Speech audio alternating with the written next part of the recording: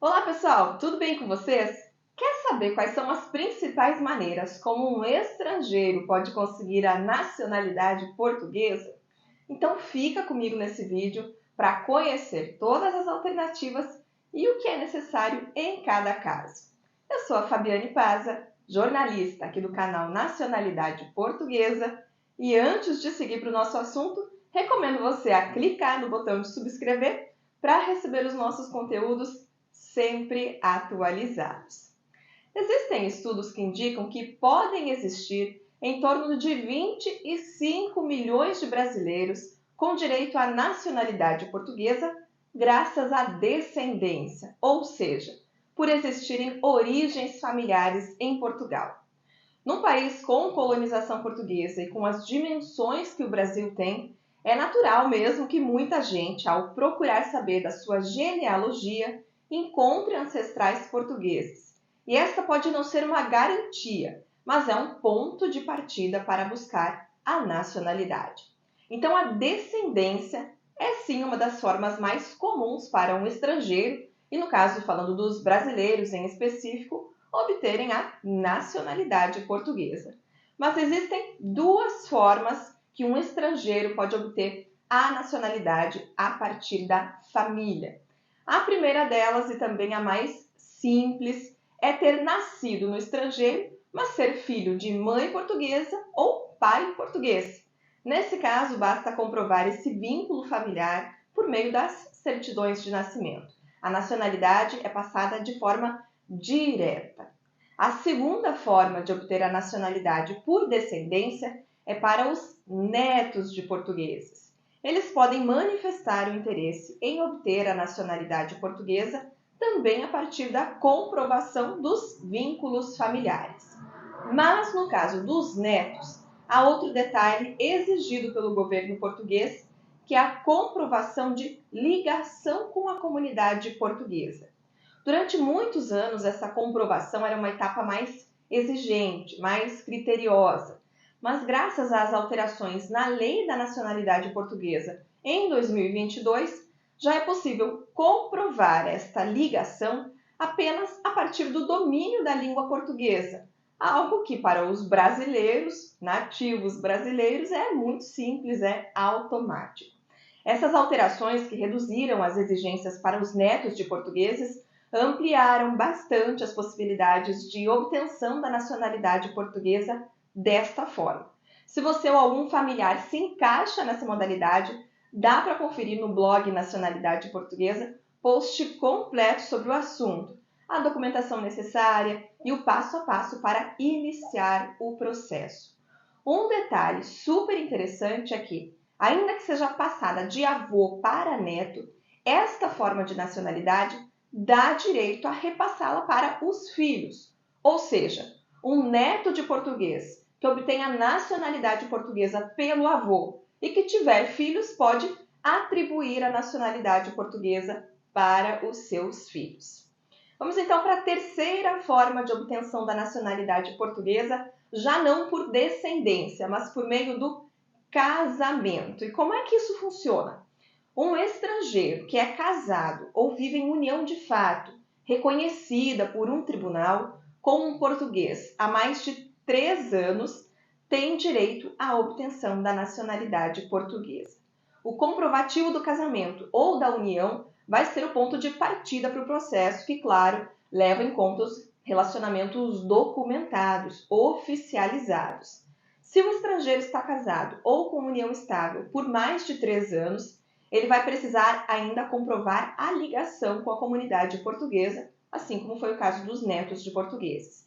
Isso pode ser feito de diversas formas, comprovando realizar viagens frequentes para Portugal, comprovando ter um imóvel em Portugal, comprovando a participação em atividades culturais ligadas a Portugal no seu país de origem e também o domínio da língua portuguesa.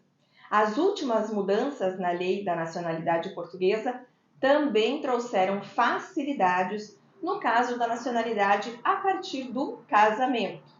Quando a união tiver mais de 6 anos, a comprovação da ligação com a comunidade portuguesa pode ser feita apenas com a prova do domínio da língua portuguesa.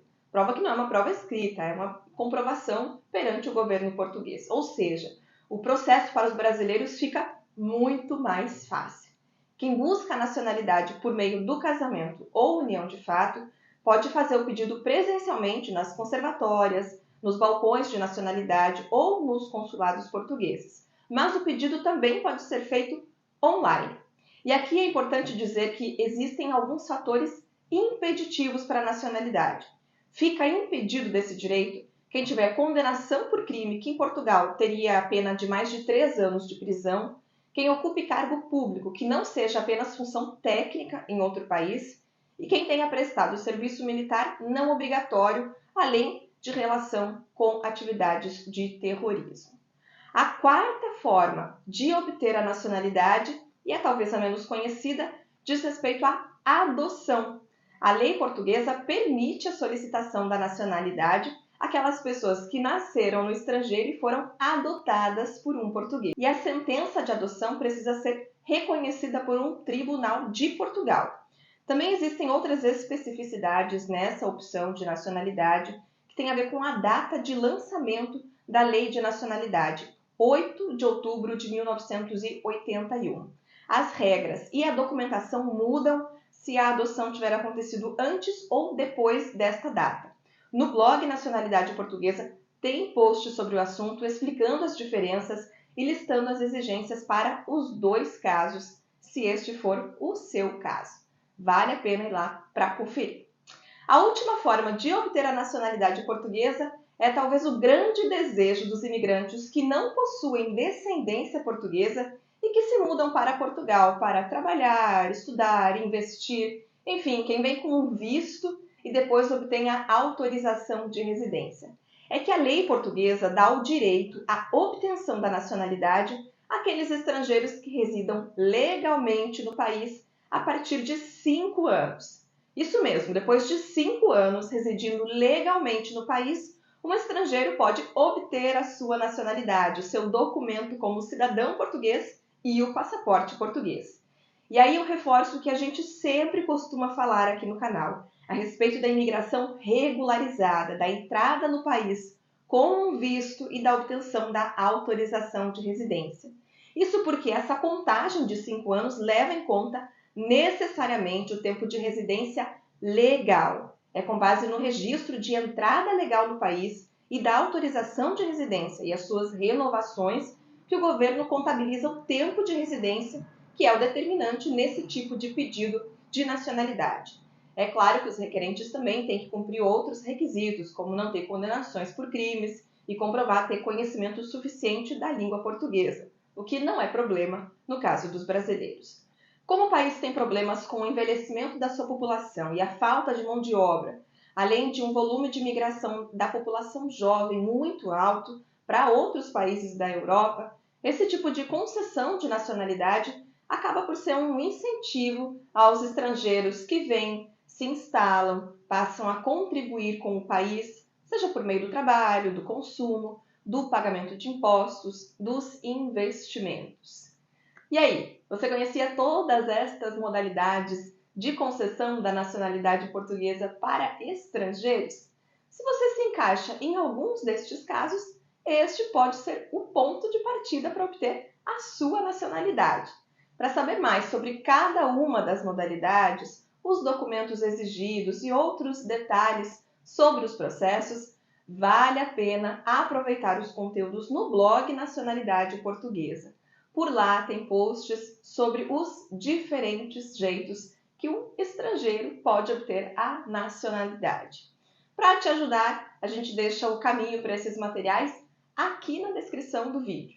Além disso, o escritório Martins e Oliveira, parceiro aqui do canal, é especializado nos processos de nacionalidade.